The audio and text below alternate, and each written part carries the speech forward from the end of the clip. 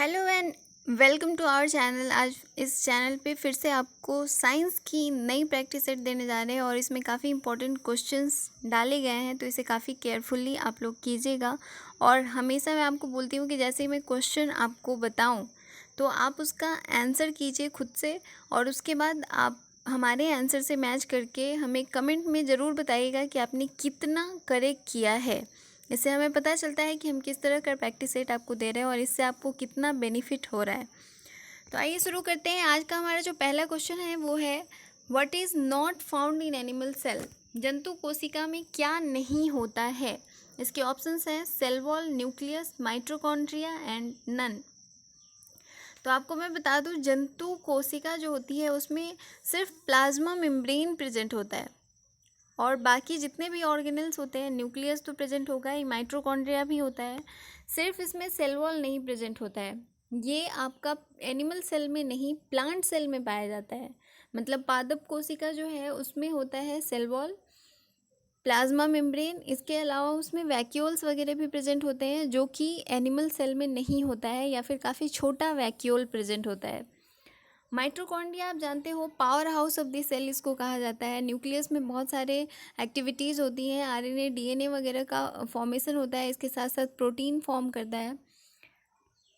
और न्यूक्लियस भी membrane bound organelle है। और आप जानते हो कि सेल भी अलग अलग टाइप्स के होते हैं, प्रोकैरियोटिक एंड यूकैरियोटिक। तो यहाँ पे यूकैरियोटिक सेल की बात हो रही है। प्रोकैरियोटिक सेल में न्यूक्लियस प्रेजेंट नहीं होता है, सॉरी, न्यूक्लियर मेम्ब्रेन प्रेजेंट नहीं होता है।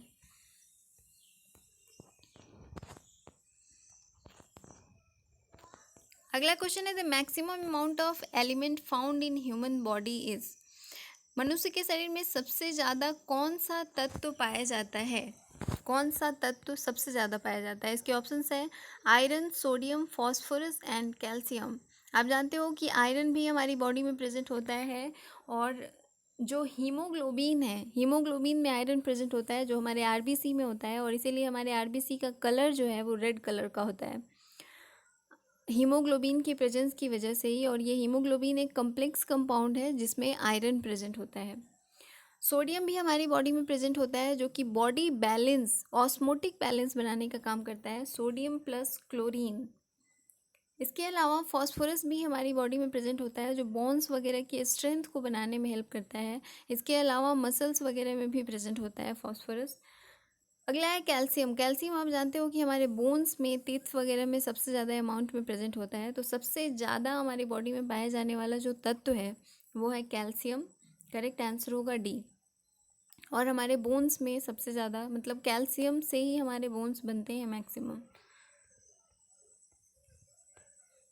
अगला क्वेश्चन है, how many pairs of ribs are there in human body.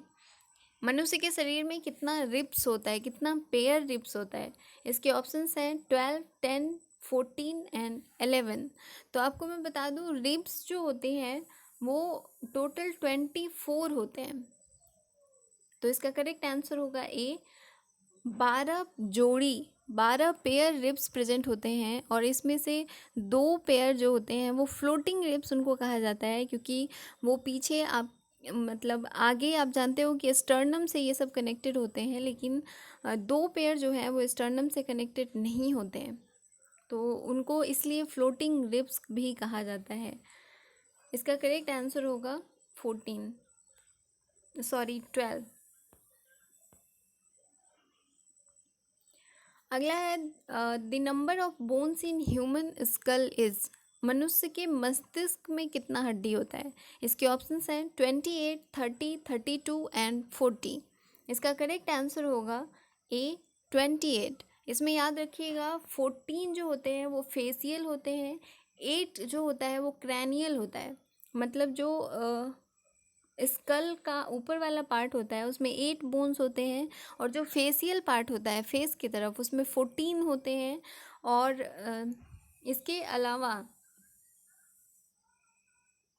6 bone और होता है, जो आप जानते हो कि ईयर में आपके 6 बोन्स प्रेजेंट होते हैं, जिसको काफ़ी स्मॉल बोन्स भी कहा जाता है। ईयर बोन आपका, आपकी बॉडी में सबसे छोटा बोन होता है, उसमें भी स्टेप्स जो होते हैं वो सबसे छोटे बोन्स पाए जाते हैं। अगला क्वेश्चन है the strongest muscle in human body is found in, मनुष्य के शरीर में सबसे मजबूत मांसपेशी कौन सी होती है? इसके ऑप्शंस हैं jaws, thighs, neck and hand. Basically हम सोचते हैं कि हमारा थाई का जो मसल है वो काफ़ी स्ट्रांग होता है, लेकिन ऐसा नहीं है। सबसे स्ट्रॉन्गेस्ट मसल जो होता है वो होता है जॉज का मसल। ये काफ़ी स्ट्रॉन्ग मसल होते हैं, मतलब पूरी बॉडी में सबसे स्ट्रॉन्गेस्ट मसल जॉ का होता है। इसका करेक्ट आंसर होगा ए। अगर आपको इसकी पीडीएफ वगैरह चाहिए तो हमारा टेलीग्राम ग्रुप है जिसका लिंक इसके डिस्क्रिप्शन में दिया हुआ रहेगा, वहाँ से आप हमारा टेलीग्राम ग्रुप ज्वाइन कर सकते हैं। वहाँ पे आपको सारे पीडीएफ मिल जाएंगे। इसके अलावा भी बहुत सारी चीज़ों की प्रैक्टिस सेट हम दे रहे हैं, पॉलिटी की, ज्योग्राफी की, हिस्ट्री की, तो वो सारे प्रैक्टिस सेट भी आप कर सकते हैं और उनके पीडीएफ भी टेलीग्राम ग्रुप पे आपको मिल जाएंगे। और इसके पहले हमने बहुत सारी अभी तक जनरल साइंस की प्रैक्टिस सेट दी हैं, तो वो हमारे प्लेलिस्ट में प्रेजेंट है। सारा कुछ अवेलेबल है वहाँ पे। आप जो लोग भी अभी तक नहीं किए हैं वो सारे प्रैक्टिस सेट वो जाके कर सकते हैं प्लेलिस्ट में, और हमें कमेंट करके भी बता सकते हैं कि उनका क्या स्कोर है, वो किस तरह से इम्प्रूव कर रहे हैं और कैसा जा रहा है। अगला क्वेश्चन है which of the following is the strongest part of our body. अभी मैंने पिछला क्वेश्चन पूछा था कि स्ट्रॉन्गेस्ट मसल कौन सा है, अभी इसमें है कि स्ट्रॉन्गेस्ट पार्ट कौन सा है हमारी बॉडी का, मनुष्य के शरीर में सबसे मजबूत हिस्सा कौन है।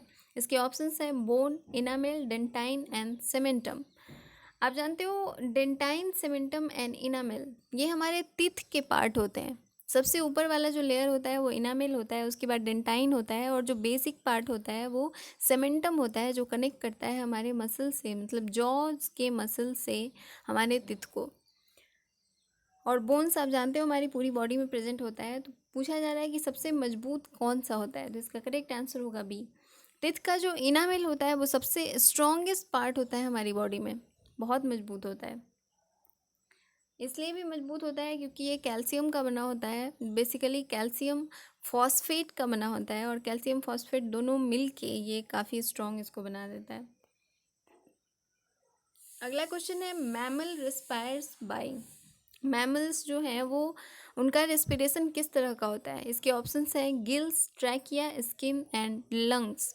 आप जानते हो फिशेस रेस्पिरेशन करती हैं गिल्स के थ्रू, ट्रैकिया के थ्रू जो बेसिकली इंसेक्ट्स वगैरह होते हैं वो ट्रैकियल रेस्पिरेशन करते हैं, स्किन के थ्रू भी करते हैं। बहुत सारे ऐसे एनिमल्स होते हैं जिसमें फ्रॉग भी आता है, फ्रॉग में एक्चुअली सारा ही होता है, ट्रैकियल भी होता है, गिल्स के थ्रू भी होता है, और स्किन के थ्रू भी उनमें रेस्पिरेशन होता है। मैमल्स जो है वो लंग्स के थ्रू रेस्पिरेशन करते हैं, तो उनका करेक्ट आंसर होगा डी। अगला क्वेश्चन है the function of haemoglobin in body is. हमारी बॉडी में हीमोग्लोबिन का क्या काम होता है। इसके ऑप्शंस हैं transport of oxygen, destruction of bacteria, prevention of anaemia and utilisation of iron. Utilisation of iron नहीं होगा क्योंकि आयरन को ये आयरन इसमें प्रेजेंट होता है, आयरन से बना होता है इसका स्ट्रक्चर, लेकिन ये आयरन को यूटिलाइज करने में हेल्प नहीं करता है। एनीमिया को प्रिवेंट करने में भी इसका कोई काम नहीं है। एनीमिया आप जानते हो डिस्ट्रक्शन ऑफ आरबीसी को कहते हैं। आरबीसी जब हमारे बॉडी में नहीं बन रहा होता है तो उस केस में हम बोलते हैं कि एनीमिया है, जो कि नहीं है। डिस्ट्रक्शन ऑफ बैक्टीरिया ये भी इसका काम नहीं होता है, बैक्टीरिया का डिस्ट्रक्शन डब्ल्यूबीसी का काम होता है। और आप जानते हो हीमोग्लोबिन आरबीसी का पार्ट होता है, तो इसका करेक्ट आंसर होगा ए, ट्रांसपोर्ट ऑफ ऑक्सीजन। हीमोग्लोबिन का एक ही काम होता है, वो ऑक्सीजन को ट्रांसपोर्ट करता है, एक जगह से दूसरी जगह ले जाने का काम करता है, जैसे कि लंग्स से ऑक्सीजन को कैरी करता है और आपकी पूरी बॉडी में पहुंचाता है। इसके अलावा ये CO2 को भी कैरी करने का काम करता है। अगर ऑप्शन में रहता है तो वो भी करेक्ट होता। ऑक्सीजन को हमारी पूरी बॉडी पार्ट्स तक पहुंचाना और उन बॉडी पार्ट्स से कार्बन डाइऑक्साइड को बाहर निकालना, इतना ही काम होता है हीमोग्लोबिन का। अगला क्वेश्चन है where is urea separated from the blood. Urea रक्त से कहाँ अलग होता है। इसके ऑप्शंस हैं intestine, stomach, spleen and kidney. तो आप जानते हो कि यूरिया जो है उसका फॉर्मेशन होता है लीवर में। ये ध्यान रखिएगा, यूरिया का फॉर्मेशन होता है लीवर में, लेकिन इसको सेपरेट किया जाता है किडनी में। इसका करेक्ट आंसर होगा डी। सॉरी ये मिसप्रिंट है थोड़ा, डी होगा। यहाँ पे अल्ट्रा फिल्ट्रेशन होती है। किडनी का काम होता है फिल्टर करना, ब्लड को फिल्टर करती है और उससे जो भी सब्सटेंस होता है उसे बाहर निकालती है। तो अल्ट्रा फिल्ट्रेशन के थ्रू यूरिया जो है वो ब्लड से अलग हो जाता है किडनी में। अगला क्वेश्चन है, the stone formed in human kidney consist mainly of. जो ह्यूमन किडनी में स्टोन बनता है वो किस चीज़ का बनता है? इसके ऑप्शंस हैं calcium oxalate, sodium acetate, magnesium sulphate and calcium. Basically हम सोचते हैं कि जो स्टोन बना है वो कैल्शियम का होगा या फिर किसी और चीज़ का, लेकिन इसका करेक्ट आंसर होगा ये कैल्शियम ऑक्जेलेट का बनता है और ये एक क्रिस्टलाइन स्ट्रक्चर होता है। कैल्शियम ऑक्जेलेट एक क्रिस्टलाइन स्ट्रक्चर होता है और इसीलिए इसको हम बोलते हैं कि किडनी में स्टोन हो गया है, क्योंकि ये जब जाता है किडनी में तो वहाँ पे एक क्रिस्टल फॉर्मेशन करता है और वही क्रिस्टल एक्चुअली स्टोन होता है। अगला क्वेश्चन है, एंजाइम्स आर। इसके ऑप्शंस हैं fats, RNA, protein and none. तो इसका करेक्ट आंसर आप भी जानते हो, एंजाइम्स जो है प्रोटीन्स होते हैं, तो इसका करेक्ट आंसर होगा सी, एंजाइम्स आर प्रोटीन्स। अगला क्वेश्चन है, an enzyme which help in digestion of protein is. ऐसा कौन सा एंजाइम होता है जो कि प्रोटीन के डाइजेशन में हेल्प करता है? इसके ऑप्शंस हैं यूरिएज, सल्फेटेज, ट्रिप्सिन एंड प्रोटीएज। तो इसका करेक्ट आंसर होगा सी, ट्रिप्सिन जो है वो प्रोटीन्स को पेप्टाइड्स में कन्वर्ट कर देता है और फिर वहाँ से पेप्टाइड से वो एमिनो एसिड में कन्वर्ट हो जाता है और ये काम करता है ट्रिप्सिन, जो कि हमारे पैनक्रियाज से रिलीज़ होता है।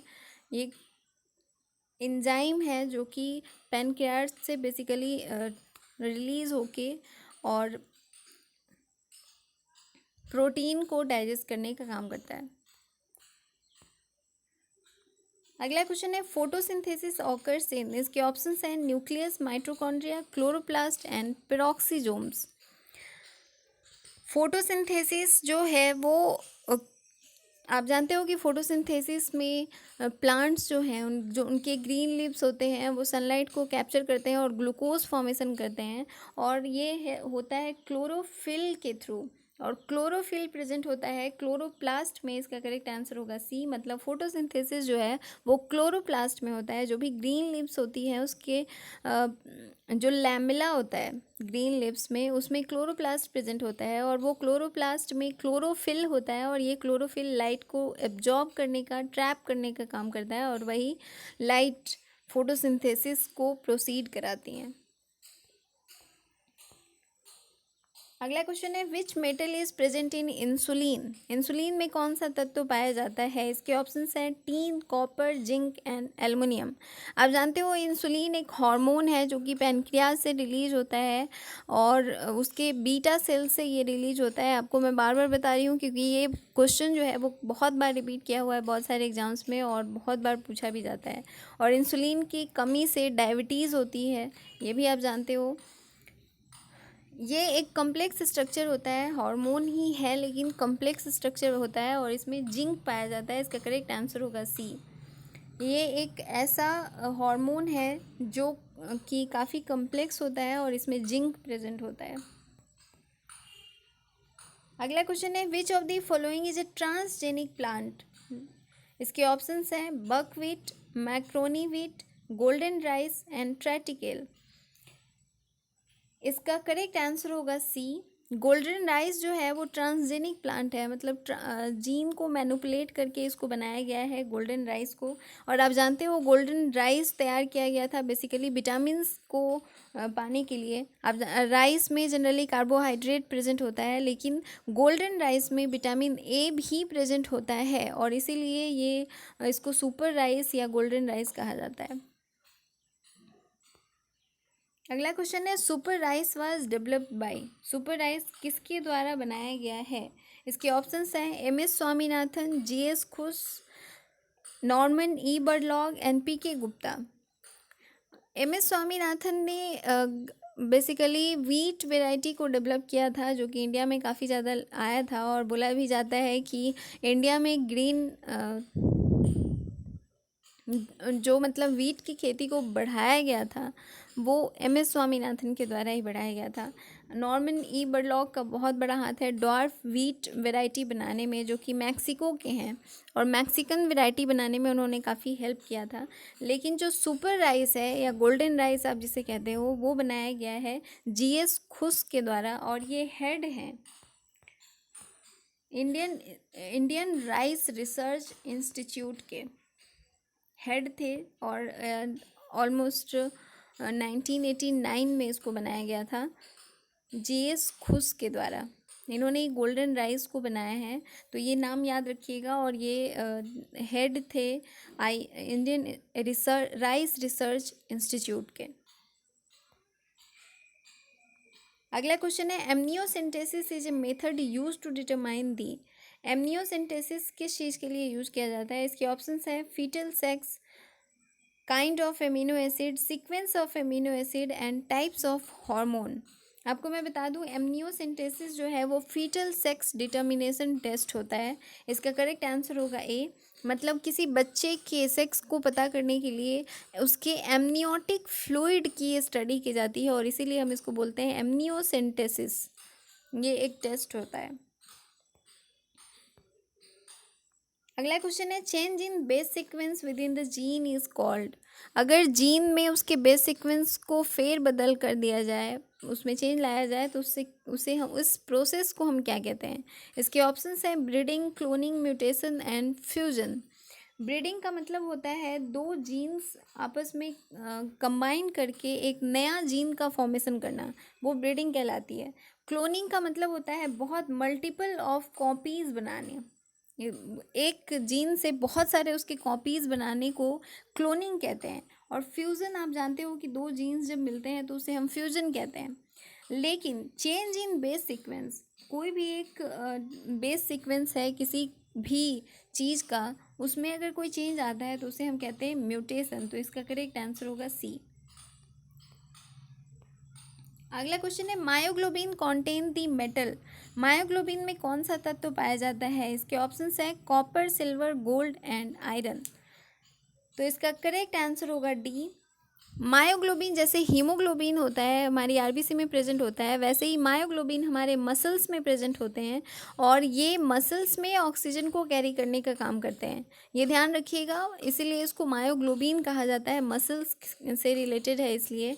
और इसमें भी आयरन प्रेजेंट होता है।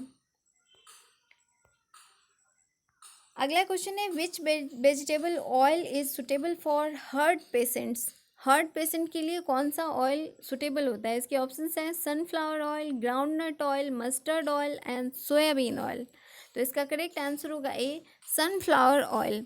ये इसमें बहुत कम सैचुरेटेड फैट्स प्रेजेंट होते हैं, जितने भी इसमें फैट्स होते हैं वो बहुत ज़्यादा अनसैचुरेटेड होते हैं, जो कि बहुत हार्मफुल नहीं होता है। और इसमें अदर जितने भी ऑयल्स होती हैं उन सब से ज़्यादा विटामिन ई प्रेजेंट होता है, और इसीलिए ये हार्ट पेशेंट्स के लिए काफ़ी ज़्यादा यूजफुल होता है। तो ये टोटल 20 क्वेश्चंस थे आपके जनरल साइंस के। इसमें आप हमें कमेंट करके ज़रूर बताइएगा कि आपने कितना किया है, और इसके अलावा जो भी एक्स्ट्रा फैक्ट्स हैं आप उन्हें नोट कर सकते हैं। आपको मैं ऑलरेडी बता चुकी हूँ कि PDF के लिए आप हमारा टेलीग्राम ग्रुप ज्वाइन कर सकते हैं, और वहाँ से आपको सारे PDF मिल जाएंगे। इसके अलावा प्लीज़ अगर आपको ये वीडियो पसंद आया है तो इसे लाइक ज़रूर करें, शेयर करें, और इस चैनल को सब्सक्राइब कर लें।